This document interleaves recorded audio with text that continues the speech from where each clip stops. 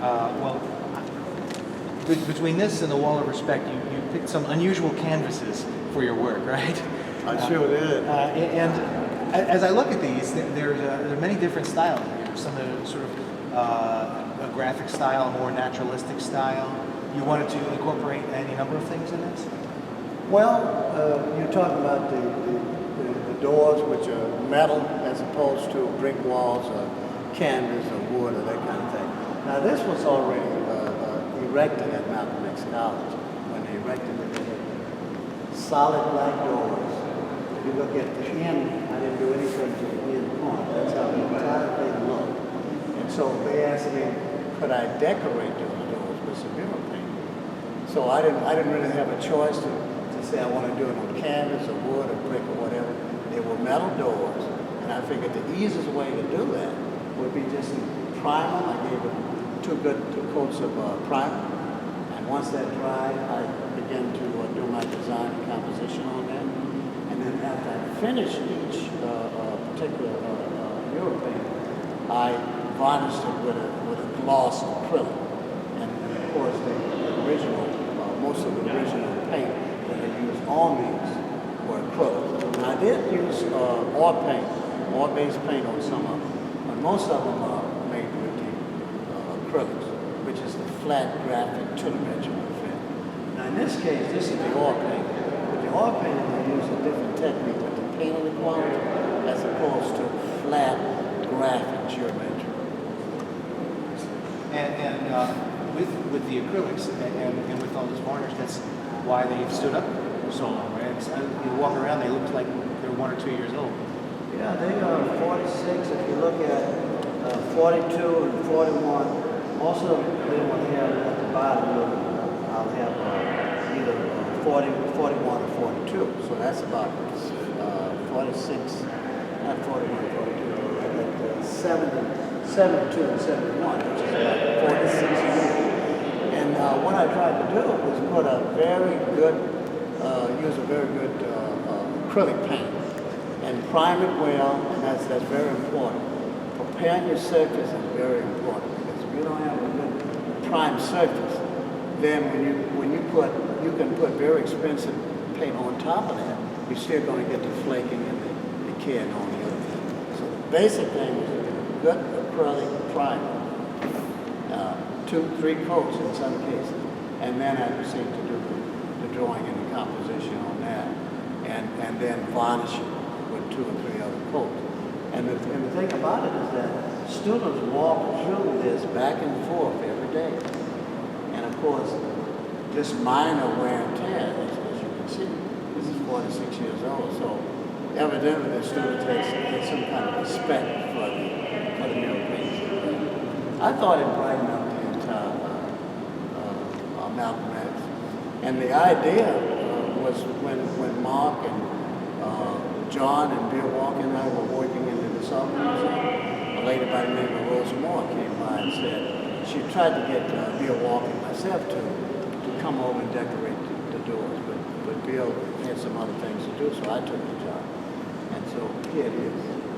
Thanks to Rosa Moore, and I guess during that time was Dr. Harris, he was the president of the, he allowed me to come in and work. And this was a period of 2 years that I worked on these doors. With working on a regular Saturday, they would be allowed to teach or teacher. Yeah. And thankfully they were saved when the building was And they were saved, and that thanks goes to Michelle Perkins. She was the one that first contacted me and told me that they were about to demolish the old Malcolm X because they had constructed a new one, and that what could I do to help to try to save them and whatever else. So my working with Michelle Perkins over at Malcolm X and giving her my contact of Daniels and John and who was the other one? Jeff, what I'm talking about, and John, who was the head of the mural painting until he retired. They were very helpful. Even Rebecca, they were all very helpful in helping me to come to the realization of preserving this and using their influence to literally contact the city colleges as well as the administration at Malcolm X. And that was very helpful. So I have to give a lot of thanks to them. Yeah. Well, 1971, these were painted over a course of almost 2 years. What do you remember about the? Were classes in session while you were painting? Absolutely. Classes were in session. The students continued to exchange classes, walking through the doors around me. Sometimes I would have to close them off for a period of time to try to so they wouldn't knock me over with the paint. But it was during the time that I painted on those. It was the regular time that class was in session. I didn't come back say well actually with a place like Malcolm X, they had classes at 9, 10 o'clock. So even at night, if I tried to come in, it would have been dark, of course, maybe less students, but nevertheless, I still would have had constant traffic coming through. So I worked around that and took my time and created what I needed to create. Once I primed it, I did an overall cartoon, and you would say a master drawing, and then I traced that on top of the white surface, so I wouldn't have to go and struggle each time with trying to do all the drawings and erasing it. I worked all that out with a small thumbnail sketch, and then I enlarged that to a large tracing paper size that fit directly in relationship to that door side. Were you still in college at the time, or were you? No, I had finished. You I had finished finished. my master's of fine arts from Howard University. Is that where Jacob Lawrence was one of your? Jacob Lawrence was a Scout Higgins School of Painting and Sculpture. He was the master teacher there. That's way up in Maine. They had a colony that during the summer they would invite one student from Howard University, one student from Fisk, another one from Rhode Island School of Design, and then one other from New York, I think. And I'm talking about black students. And the rest of them were basically white, middle class, rich people that were involved in that, so we were rubbing elbows with that. But they gave us an opportunity to talk with some of the leading professors, some of the leading artists who would come during the summer, and they would teach. And Jacob Lawrence was one of them. He was a practicing artist. He was very helpful in terms of giving me advice and whatever. But that happened in Scout Higgins School of Painting and Sculpture. Okay. Yeah. And we were earlier today. We were at another exhibition in the building that's about the Wall of Respect, and I know you were one of the big contributors to that. Could you talk about those? Talk about what you did on the Wall of Respect. Okay, the Wall of Respect goes through 1, 2, 3, 4, maybe 5 phases. Although it's a little controversial in terms of some of my colleagues who worked on the first one, who figured that was the original wall and nobody should mess with it. But I came in working with Bill Walker and Martin Weaver at that time, and they decided that they wanted to use that wall not only as a presentation of art that would be for the community and people, but they wanted it to change from month to month. And that's why the idea of the second phase. I come in the second phase, and just so happened, it's no space left to paint. So they figured, well, we're going to ask parents to come in and touch up. And so I don't know whether they gave him enough time, I didn't come back, but anyway, when I go back one day, everything is whitewashed. And Bill tells me, there, you can take it. All right. And that's when I do the clenched fist, wrap brown stroke Carmichael on that. That's the second phase. And then from that, Bill say, well, we want to continue to change it. And then I do the third phase, which is that of the Klan and other kinds of things. That was your work as well. Right. Okay. And then from that, they decide that they want to some mysterious fire takes place.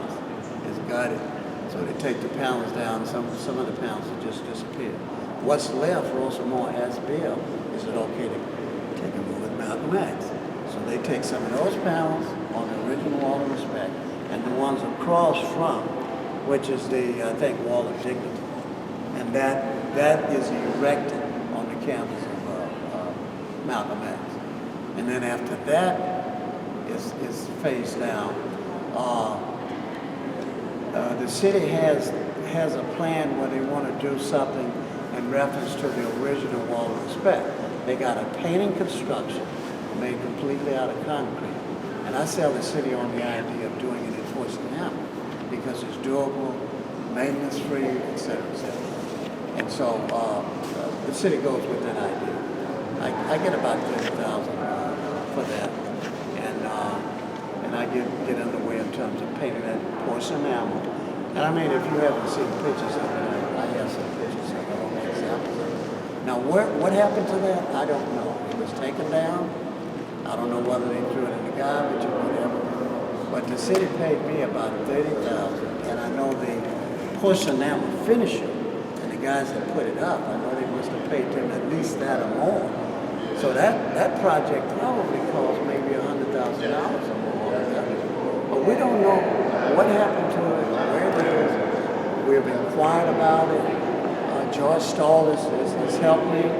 John Pounds has tried to inquire. Rebecca, we all have tried to inquire. We don't know yet. But I look at that as the last phase of that Wall of Respect because it's on the same site that the original wall was. I saw your work at the Cone Line Museum in Community College a couple of years back.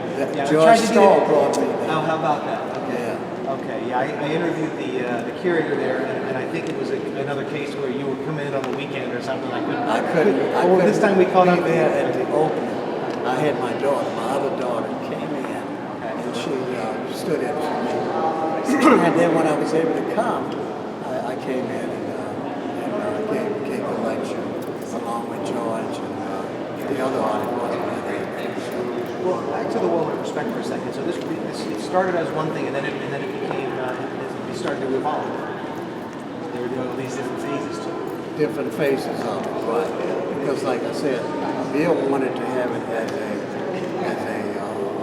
newspaper magazine that would change from month to month.